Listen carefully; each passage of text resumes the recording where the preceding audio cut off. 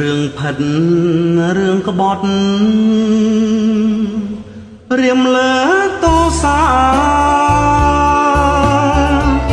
រឿងចាំងផ្លាជាវិមានស្នេហ៍ថ្មី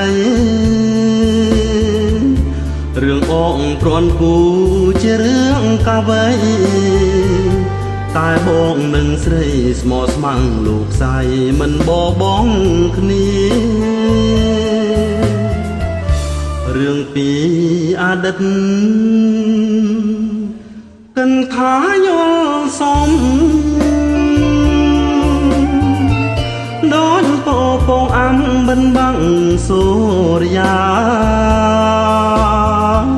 ថ្ងៃរះភ្លៀងរាំងជើងមេឃភ្លឺថ្លា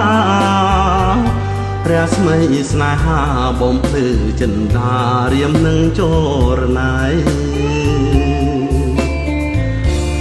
សោភានីមាបងអើយកូនយើងខ្ញាំងហើយឈុំយំទៅថ្លៃថ្ងៃបាក់រសៀលឬសំលេងរៃដូចចំរៀងស្រីបំពេលរួមប្តីឲ្យគេងកោយភ្លើរឿងចាន់គោរព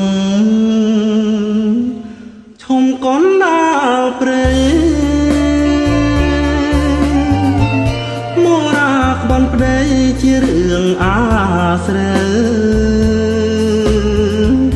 រឿងយើងខុសគេមិនដូចទេបើបំភ្លេងចោលទៅស្នេហ៍យើងគង់នៅរាប់ពាន់ឆ្នាំអើយ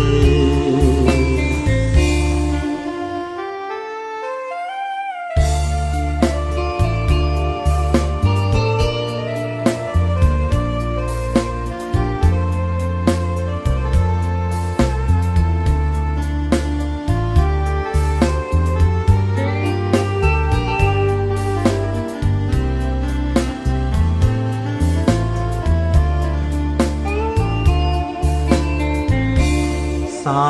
ភានីមាបងអើយកូនយើងខ្ញាំងហើយឈុំយំទៅថ្លៃថ្ងៃបាក់រសៀលឬសំលេងរៃដូចចំរៀងស្រីបំពេលរួមប្តីឲ្យគេងកោយភ្លើរឿងចាន់គោរពឈុំកូនដើរព្រៃ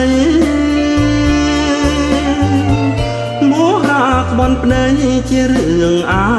ស្រូវ